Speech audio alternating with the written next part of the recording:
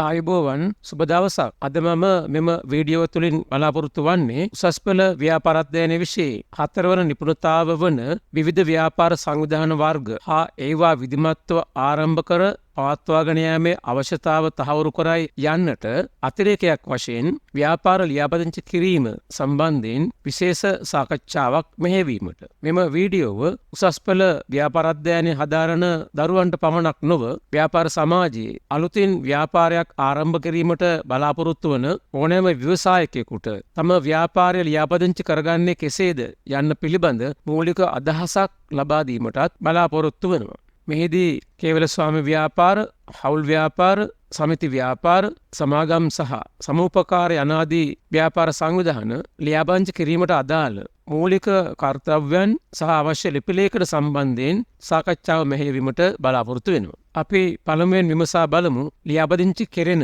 ව්‍යාපාර සංවිධාන වර්ග මොනවාද කියා. ව්‍යාපාර ලෝකයේ පවත්නා ව්‍යාපාර සංවිධාන අතර ලියාපදිංචි කිරීම අනිවාර්ය නොවන ව්‍යාපාර සංවිධාන කීපයක් තිබෙනවා. ඒවායෙහි හිමිකරුවන්ට අවශ්‍ය වන්නේ නම් ලියාපදිංචි කළ හැකි.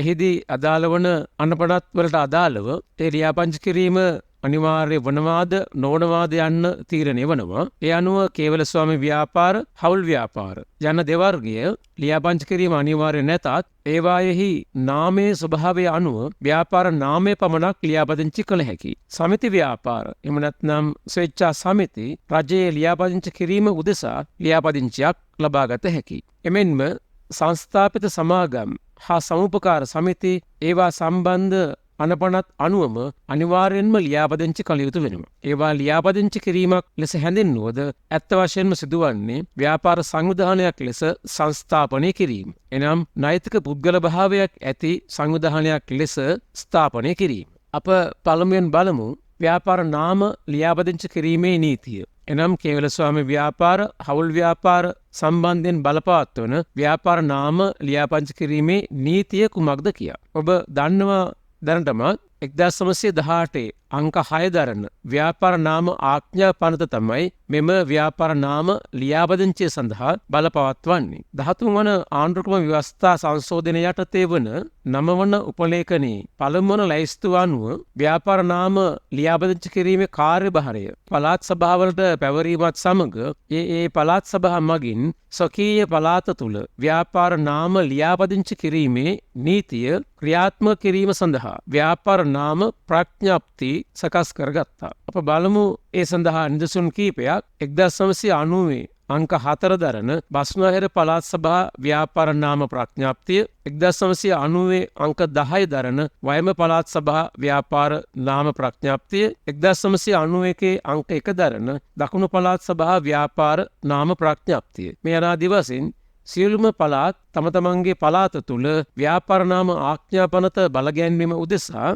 තම පළාත තුළට වළංගු වන ව්‍යාපාර නාම ප්‍රඥාප්තීන් සකස් කරගත්තා. එම ප්‍රඥාප්තින් අනුව තමයි එකී පළාත තුළ ව්‍යාපාර නාමයක් ලියාපදිංචි කෙරෙන්නේ. අප දැන් විමසා බලමු කේවල ස්වාමි හා හවුල් ව්‍යාපාර නාම ලියාපදිංචි කිරීම සම්බන්ධයෙන්. කේවල ස්වාමි හෝ හවුල් ව්‍යාපාරයක් එහි අයිතිකරුගේ හෝ අයිතිකරුවන්ගේ සම්පූර්ණ නමින් හැර වෙනත් නමකින් එනම් කල්පිත නාමයකින් පවත්වාගෙන යන්නේ නම් 1918 අංක 6 දරන ව්‍යාපාර නාම ආඥා පනත පදනම් කොටගෙන ව්‍යාපාරය අයත් පළාත් සභාවේ ව්‍යාපාර නාම ප්‍රඥප්තිය අනුව පළාත් ව්‍යාපාර නාම රෙජිස්ට්‍රාර් වෙත ලියාපදිංචි කළ යුතුයි. ප්‍රායෝගිකව මෙම ලියාපදිංචිය අදාළ ප්‍රදේශයේ ප්‍රාදේශීය ලේකම් කාර්යාලයෙන් සිදු කරගත හැකි. දැන් බලන්න කේවල ස්වාමි එම නැත්නම් තනි පුද්ගල ව්‍යාපාර නාම ලියාපදිංචිය සඳහා අවශ්‍ය වන ලිපිලේඛන මොනවාද යන්න. මේ සඳහා ආයුධ පත්‍රයක් අවශ්‍යයි. එය පළාත් ව්‍යාපාර නාම රෙජිස්ට්‍රාර් කාර්යාලයෙන් හෝ ප්‍රාදේශීය ලේකම් කාර්යාලයෙන් ලබාගත හැකියි. ඒ වගේම ග්‍රාම නිලධාරී වාර්තාවක් අවශ්‍යයි. මෙය අදාළ ප්‍රාදේශීය ලේකම්වරයාගේ අනුවත්සනින් සහතික කර තිබීම අනිවාර්ය වනවා. ඒ වගේම ව්‍යාපාරිකයාගේ ජාතික හැඳුනුම්පතේ සහතික කරන ලද පිටපතක් අවශ්‍යයි. ව්‍යාපාරික ස්ථානයේ හිමිකාරීත්වය පැවරී ඇති බව තහවුරු කිරීම සඳහා ලියාපදිංචි බදු ගිවිසුමෙහි හෝ ඔප්පුවෙහි හෝ කුලී ගිවිසුමෙහි නොතාරිස්වරයෙකු විසින් සහතික කරන ලද පිටපතක් අවශ්‍යයි. වරිපනම් ගෙවන්නේ නම් වරිපනම් තක්සේරු දැන්වීමක් අවශ්‍යයි. ආරම්භක ප්‍රාග්ධන මූල්‍ය වටිනාකම සම්බන්ධයෙන් ව්‍යාපාරිකයාගේ දිවුරුම් ප්‍රකාශයක් අවශ්‍යයි. ව්‍යාපාර ස්වභාවය අනුව ඉදිරිපත් කළ යුතු ලියවිලි හා නිර්දේශ අවශ්‍යයි. එපමණක් නොවේ ව්‍යාපාර නාම රජිස්ට්‍රාර්වරයා විසින් අවස්ථානුකූලව කැඳවිය හැකි වෙනත් ලියවිලි වෙතොත් ඒවා ඉදිරිපත් කිරීම අවශ්‍ය වෙනවා. දැන් බලන්න හවුල් ව්‍යාපාර නාම ලියාපදිංචිය සඳහා අවශ්‍ය ලිපි ලේඛන.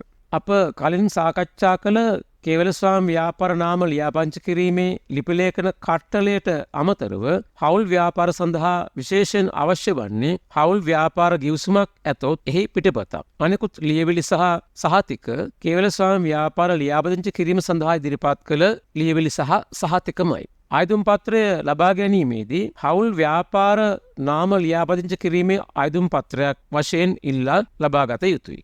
අනෙකුත් ලියවිලි සහ සහතික මා කලින් විස්තර කළ නිසා මේ අවස්ථාවේදී ඒවා විස්තර නොකර සිටින්න. කේවලස්වාමි හා හවුල් ව්‍යාපාර නාම ලියාපදිංචිය සඳහා ගාස්තු ගෙවිය යුතු වනවා. ඒ සම්බන්ධයෙන් වර්තමානයේ ක්‍රියාත්මක වන ගාස්තු ලේඛනයක් මා මෙහි ප්‍රදර්ශනය කර තිබෙනවා. එය ඔබට නිරීක්ෂණය කළ හැකි. ආරම්භක ප්‍රාග්ධනය රුපියල් ලක්ෂ 3ට හෝ ඊට අඩු නම් ලියාපදිංචි කිරීමේ ගාස්තුව රුපියල් 500යි. ආරම්භක ප්‍රාග්ධනය රුපියල් 3,01,000 සිට රුපියල් ලක්ෂ 5 අතර නම් ලියාපදිංචි කිරීමේ ගාස්තුව රුපියල් 1000යි. ආරම්භක ප්‍රාග්ධනය රුපියල් ලක්ෂ 5ට වැඩි නම් ලියාපදිංචි කිරීමේ ගාස්තුව රුපියල් 2500යි. ඒ වගේම වෙනස්කම් ප්‍රකාශයක් ඉදිරිපත් කිරීම සඳහා රුපියල් 2000ක්ද සහතික පිටපතක් ලබා ගැනීම සඳහා රුපියල් 1500ක්ද ලිපිගොනු පරීක්ෂාවක් සඳහා රුපියල් 300ක්ද ගෙවිය යුතු වනවා. අප දැන් විමසා බලමු සමිති ව්‍යාපාර එහෙම නැත්නම් ස්වේච්ඡා සමිති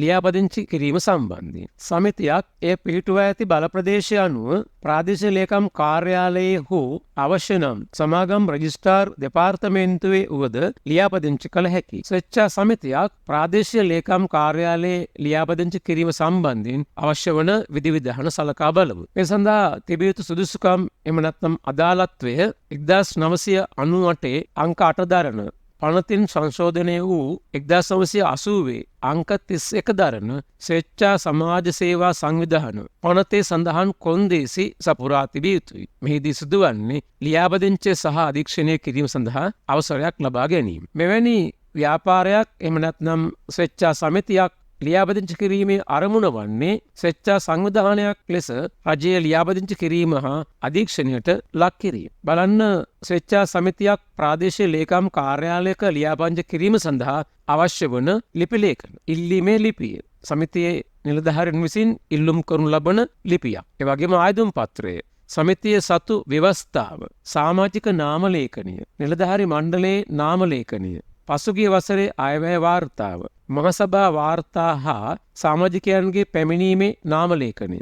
බැංකු ගිණුමේ තොරතුරු. එවැගේම ගිණුම් පිළිබඳ ගණකාධිකාරීවරයෙකුගේ සහතිකය සහිත ගිණුම් ප්‍රකාශය. මෙම ලිපිලේඛන ඉදිරිපත් කිරීමෙන් ප්‍රාදේශීය ලේකම් කාර්යාලයක ස්වේච්ඡා සමිතියක් ලියාපදිංචි කරගත හැකි. ඔබ දැන් දකින්නේ එවැනි ස්වේච්ඡා සමිති ප්‍රාදේශීය ලේකම් කාර්යාලයක ලියාපදිංචි කළ විට ඉන් නිකුත් කරනු ලබන ලියාපදිංචි කිරීමේ සහතික දෙකක්. මේවා නිරීක්ෂණය කිරීමෙන් ඔබට එහි ඇතුළත් තොරතුරු අධ්‍යයනය කළ හැකි. දැන් බලන්න සමිති ව්‍යාපාරයක් එම නැත්නම් ස්වේච්ඡා සමිතියක් සමාගම් රජිස්ට්‍රාර් දෙපාර්තමේන්තුවේ ලියාපදිංචි කිරීම. සමිති ලියාපදිංචි කිරීමේ අංශයක්ද සහකාර රජිස්ට්‍රාර්වරයෙකුගේ අධීක්ෂණයෙන් සහ ප්‍රධානත්වයෙන් ක්‍රියාත්මක වනවා. මේ සඳහා විෂය ලිපිකරුවන් දෙදෙනෙකුද පත්කර ඒ සඳහා අවශ්‍ය කටයුතු සිදු කරගෙන යනවා. මෙම අංශය මගින් සමිති ලියාපදිංචි කිරීම සහ සමිතිවල තොරතුරු යාවත් කාලීන කිරීම සිදු කරනු ලබනවා. වර්ෂ 2020 දෙසැම්බර් 31 දින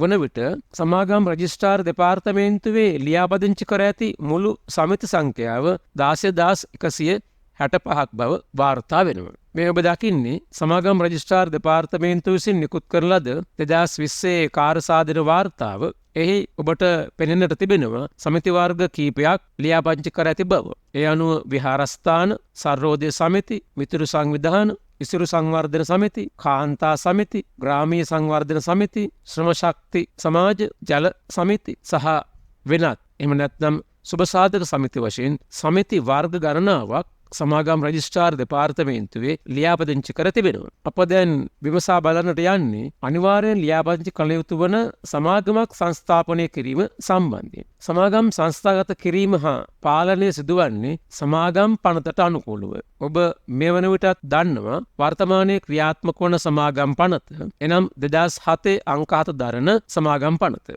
ඒ අනුව සමාගම් රජිස්ට්‍රාර් දෙපාර්තමේන්තුවේ සමාගම් රජිස්ට්‍රාර්වරයා වෙත සමාගමක් සංස්ථාපනය කළ යුතුයි. මා මේ දක්වා තිබෙන්නේ සමාගම් රජිස්ට්‍රාර් දෙපාර්තමේන්තුවේ නිල ලිපිනය සහ දුරකථන අංක. දැන් පරීක්ෂා කර බලන්න සමාගමක් සංස්ථාගත කිරීමේ පියවර. ඒ සඳහා අවශ්‍ය වන ලිපි ලේඛන කීපයක් තිබෙනවා. පළමුව සමාගමේ නාමය අනුමත කර ගැනීම සඳහා අයදුම් පත්‍රයක් ඉදිරිපත් කළ යුතුයි. එසේ ඉදිරිපත් කරන අයදුම් පත්‍රය පරීක්ෂා කිරීමෙන් ඒ බාරගත හැකි නම් සමාගම් රජිස්ට්‍රාර්වරයා අනුමැතිය ලබා දෙනවා. එසේ සමාගම් නාමය පිළිබඳ අනුමැතිය ලබාගත් පසු සමාගම ලියාපදිංචි කිරීම එම නැත්නම් සංස්ථාගත කිරීම සඳහා මෙහි දක්වන ලිපි ලේඛන ඉදිරිපත් කළ යුතුයි. ඒ අනුව සමාගමේ ව්‍යවස්ථාවලිය සම්පූර්ණ කළ ආකෘති පත්‍රය ඒ අංක 1 වශයෙන් හඳුන්වනු ලබනවා. ඒ වගේම අධ්‍යක්ෂවරුන්ගේ කැමැත්ත ඇතුළත් ආකෘති පත්‍ර ඒ අංක 18 වශයෙන් හඳුන්වනවා. ලේකම්වරයාගේ කැමැත්ත ඇතුළත්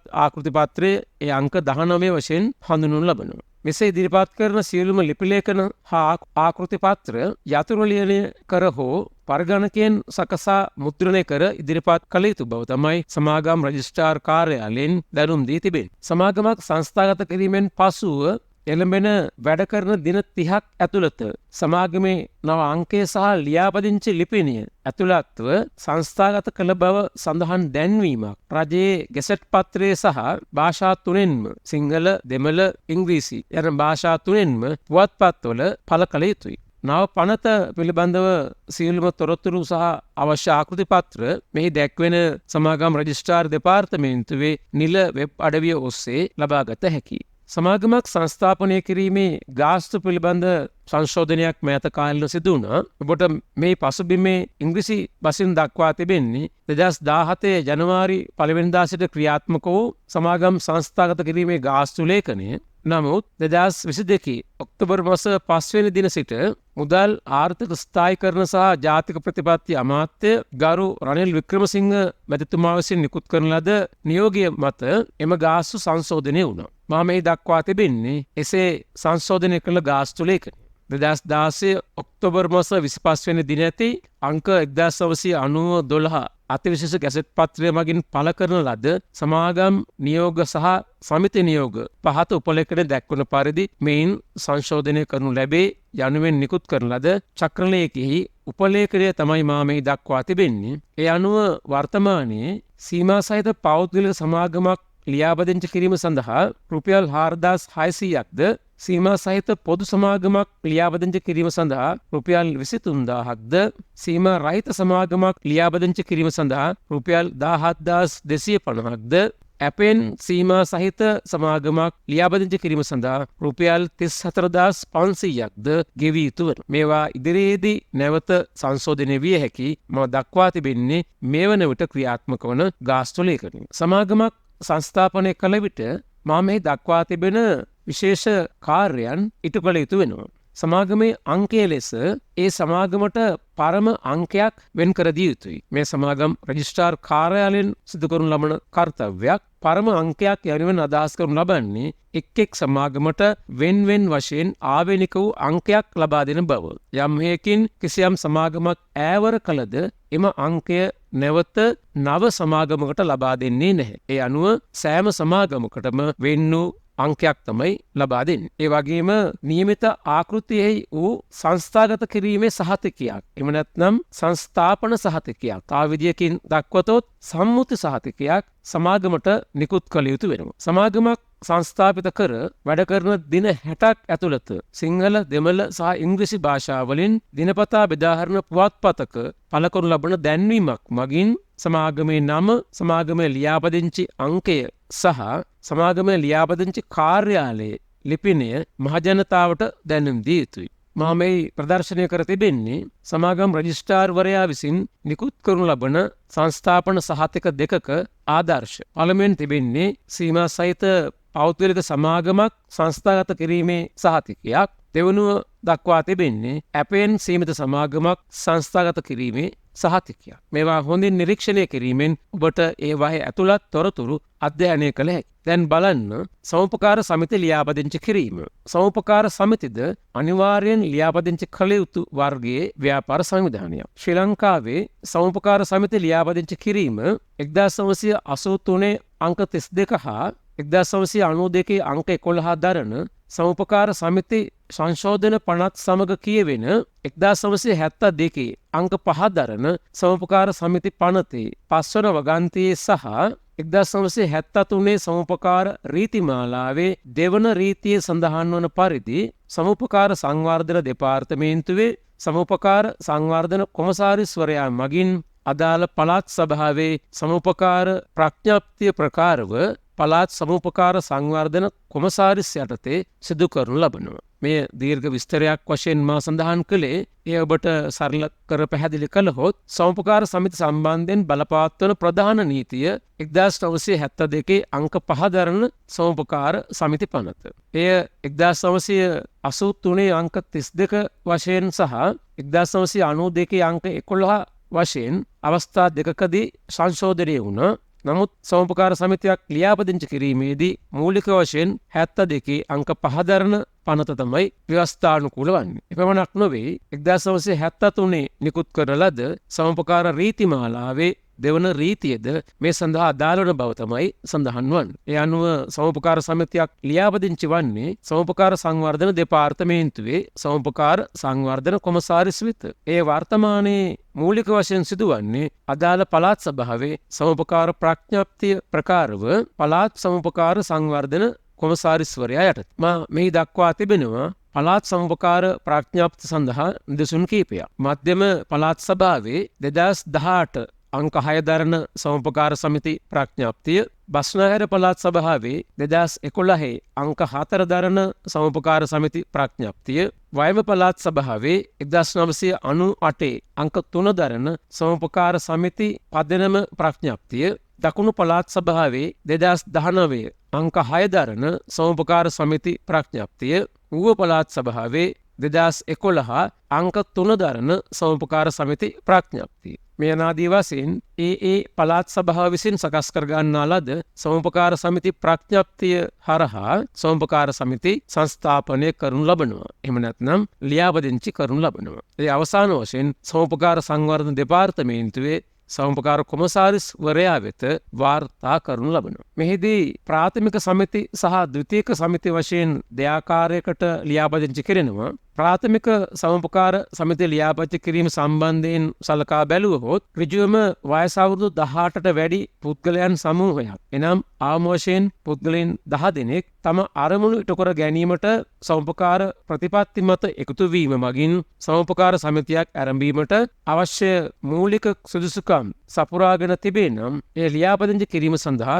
ඉල්ලුම් කළ හැකියි. එවැගේම ද්විතීක සමිති එනම් ප්‍රාථමික සමිති කීපයක් එකතු වී සකස් කරගන්නා සමිතියක් තමයි ද්විතීක සමිතියක් වශයෙන් අපි හඳුන්වන්නේ. ඒවා ලියාපදිංචි කිරීමේදී සමාජික අවශ්‍යතා අනුව ආරම්භ කරන ලද ප්‍රාථමික සමිති අවශ්‍යයෙන් 3ක් තම අරමුණු ඉටු කර ගැනීම සඳහා ද්විතීක සමිතියක් ලෙස සමිතියක් පිහිටුවාගෙන එය ලියාපදිංචි කිරීම සඳහා ඉල්ලුම් කළ හැකියි. මා මෙහි නිදසුන් දෙකක් දක්වා තිබෙනවා. ද්විතීක සමිති ලෙස හඳුනාගත හැකි එකක් සීමා සහිත අධ්‍යාපන සේවා නියුක්තකයින්ගේ පළාත් සමුපකාර සකසුරුවම් හා ණය දෙන සමිති, සීමා සහිත දිස්ත්‍රික් තරුණ සේවා සමුපකාර සමිති යනාදී. සමුපකාර සමිතියක් ලියාපදිංචි කිරීම සඳහා ඉදිරිපත් කළ යුතු ලිපිලේඛන විශාල ප්‍රමාණයක් තිබෙනවා. එම නිසා මා එය පිටු දෙකකින් ඔබ වෙත ඉදිරිපත් කරනවා. ලියාපදිංචි කිරීම සඳහා සමිතියේ ඉල්ලීම, ලියාපදිංචි කිරීමේ ඉල්ලුම් පත්‍රයේ පිටපත් දෙකක්. මෙම ඉල්ලුම් පත්‍ර ප්‍රදේශයේ සමුපකාර සංවර්ධන නිලධාරියා මගින් ලබාගත හැකි. ඒ වගේම යෝජිත අතුරු ව්‍යවස්ථාවේ පිටපත් දෙකක්. යෝජිත අතුරු ව්‍යවස්ථාද සමුපකාර සංවර්ධන නිලධාරී හරහා හෝ ඍජුවම සමුපකාර සංවර්ධන දෙපාර්තමේන්තුවෙන් ලබාගත හැකි. ඒවා සකස් කොට මුද්‍රණය කර තිබෙන්නේ සමුපකාර සමිතිය විසින්. ඒවා පිළිගැනීම තමයි කළ යුතු වන්නේ. ඒ සඳහා අවශ්‍ය සටහනක් මෙහි දක්වා තිබෙනවා. අදාළ මහසභා රැස්වීමේදී යෝජිත අතුරු ව්‍යවස්ථාව පිළිගත් බවට විස්තර සහිත සටහනක් යොදා සමිතියේ සභාපති හා ලේකම් යන දෙදෙනා විසින් අත්සන් කර සහතික කර තිබීම අවශ්‍යයි. ඒ වගේම තවත් ලේඛනයක් ලෙස යෝජිත අතුරු ව්‍යවස්ථාව සමුපකාර සමිති පනතට හා රීතිවලට පටහැනි නොවන බවට ලබාගත් සහතිකයක්. මේ සඳහාද සමුපකාර සංවර්ධන නිලධාරීවරයා උදව් කරනවා සමිතියේ නිලධාරීන්ට එය ලබා දීම සඳහා. පස්වනුව සහතික කළ මහසභා සහ කාරක සභා හෝ අධ්‍යක්ෂ මණ්ඩල රැස්වීම් වාර්තා උද්ෘතයන්.